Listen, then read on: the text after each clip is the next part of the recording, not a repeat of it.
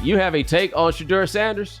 Yes. So, I mean, we've talked about him before, and there's a lot of skepticism around just the talent, right? Like, is he the first round guy? But there was this, the scuttlebutt around him is that all these teams did not like him and because he interviewed poorly and all this other stuff. And I was thinking, I was like, is it possible that he's doing that intentionally? And also because if there's anybody that is really skeptical of the draft process, don't you think it's Deion Sanders? And I could imagine him imparting to Shedeur, like, first of all, it's really important where you go in the NFL. Like you can't just let anybody draft you. Like you do not want to go, if you're a quarterback, and I don't care who's running the franchise, you probably are going to look askew at like the Cleveland Browns, right? You're like, I just don't know if I want to be there, right? And I just wonder if Shedeur took what I think is a reasonable approach. I don't respect this organization. I don't necessarily respect this process, and I'm not going to engage with it as if it is deserving of my respect. I don't know if he went in there and tanked those interviews or he was going in there, trying to, being fully himself. I wonder if he went in there with a plan to do that sort of stuff. And I could sort of ride with that because I don't know that. I mean, we know so much more about the NFL draft process now that athletes have their own voice and they talk about the things that they did. I was listening to Keon Coleman the other day talking about a team got mad at him for wanting candy after he'd gone through all these interviews. And I'm just like, some of this stuff is stupid. And it could just be that Shedeur Sanders, given that he has, the privilege of being the child of a former NFL star and, he probably is not going to be a top 5 pick. So he could just look at somebody like the Saints, which, is run by Jeff Ireland, and people know who Jeff Ireland is. If you could go back a few years, his role in the Dez Bryant. Put a pin in that one because I think he got a bad rap there. You think so? My understanding after those years in Miami is that he asked he asked Dez Bryant if Dez Bryant's mother was a prostitute. Yes. But he asked that question based on what he was being told in real time.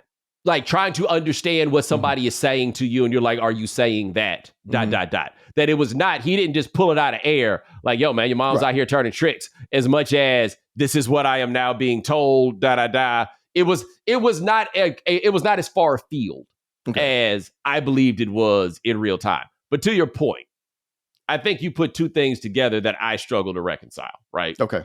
That is, I don't think that it was a rebellion of, I rebuke the process and the process is beneath my respect. I don't think that's unlikely to be what happened, right?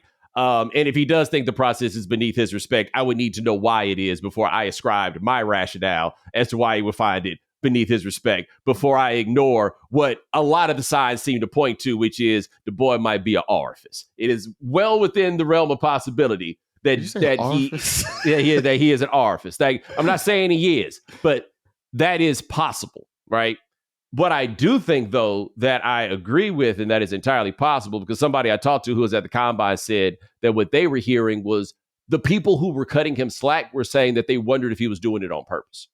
It was either that off-putting or it seemed to be calculated in the sense that he was trying to avoid perhaps going places that he did not want to go. And I agree with you in the sense that if your dad's Deion Sanders, you don't necessarily need to get the money that comes from going early and everything else. So I think that would be, rather than showing a disrespect for the process, that would be attempting to manipulate the process to get to the place that you want to go. Now, again, I am curious what would they deem to be the place that they want to go? Because the places that Deion had talked about before were all the places he played.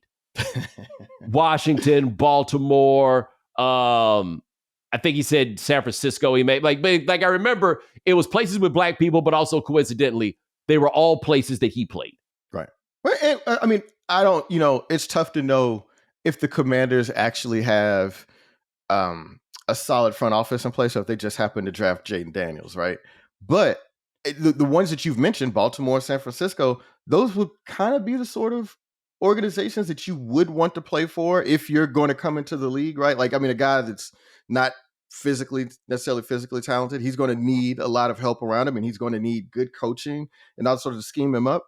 It makes a lot of sense to me. Like, I mean, you know what I mean? Like, I mean, you name franchises that Deion had some affiliation with, but they're also reputationally well-run franchises as well. I would not if I were Dion, I would not want Shedeur to play for the 49ers. Because they think of quarterbacks as expendable. Well, two things. I don't think they think of them necessarily as being expendable. I think they're about to get Brock back up the truck for Brock Purdy, for example. But it's two things. One thing we do know that Kyle Shanahan prioritizes is getting the ball out, which is not what this young man does, right? Like, part of the charm of him is his willingness to stand in there. And there's a value in that. I don't want to pretend like it's not, but I don't think that that's film that Kyle Shanahan looks at and is like, oh, I want to do that. Number two, I've watched Kyle Shanahan destroy two quarterbacks before. And it could be you if he sours on you. Your boy, those guys get hurt all the time. His quarterbacks They also get hurt all the time. They get hurt a lot, man. They take a lot of punishment. And it ain't like Shedeur is somebody that's going to be able to escape a lot of punishment in the league, right? I mean, he was hurt a lot at Colorado. I mean, he took a lot of punishment there.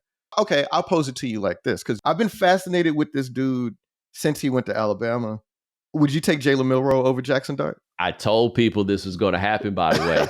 I told people that the Mill rise was coming. I think me and Mina were talking about this. Hey, man, somebody going to get a look at him. I said about Anthony Richardson that I would be terrified to take him in the first round. And then I talked myself into the idea that I would do the terrifying thing. And my reasons for why I would be terrified to take him in the first round are actually not the reasons that apparently you should have been terrified to take him in the first round. Like, I subscribed to Tyler Dunn's newsletter, Go Long, which I particularly if you're a fan of the Bills or the Packers, I highly recommend. But also if you just, if you're really, really into NFL stuff, I do it because I like him. And anybody I see that used to work a job and now works for themselves, I throw you a little money every month. You know what I'm saying? I'm down for the squad. But this is in the newsletter this week, and I did not realize that they had rolled up on Anthony Richardson drunk at the Manning Passing Academy. Oh, man. And they went and got him to take him back, and he said something wild to the cops on the way out. What?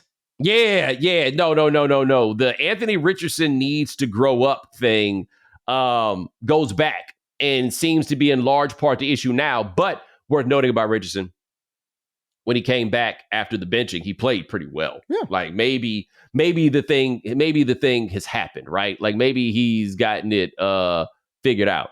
But yeah, I was like, I would be terrified to take him. Jalen Milroe, that's the same thing.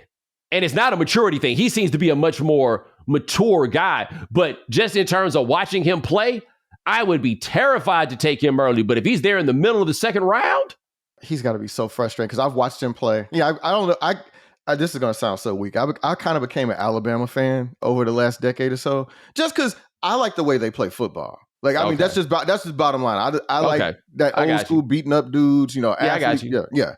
But do you know when I really became a Jalen Milroe fan? And my Houston folks are going to know what might know about this. So Jalen Milroe went to a high school called Katy Tompkins. Okay, so Katy used to be like maybe a 1 or 2 school district. Two. It was Katy and Katy Taylor. Katy Taylor, right? And then Mady Creek popped up a little bit later.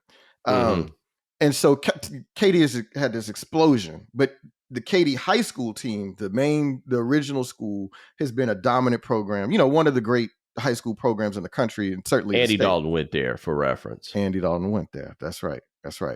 And Jalen Milroe beat Katy Tompkins. And like Katy had won like 70 straight district games before that. And I'm like, anybody that could beat Katy I'm not gonna say he beat him by himself, but to do that, I'm like, damn, there must be something in that boy. Like, I look at that, I'm like, if that's on your record, I might have a little faith in you, bro. And so I'm waiting for it to click. And I would much rather take my chances on a brother like that. And he seems like he's got the maturity and everything else. And I'm impressed with him. You know what I'm saying? Like, from what I can see from afar.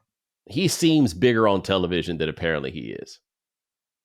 Apparently from the combine, he measured at 6'1" and 7/8 and 217 pounds. I thought he was 217? Really? Yeah, I thought maybe he lost some weight, but I thought that he was a much bigger guy. I thought he was 6'2", 230. Yeah, me too.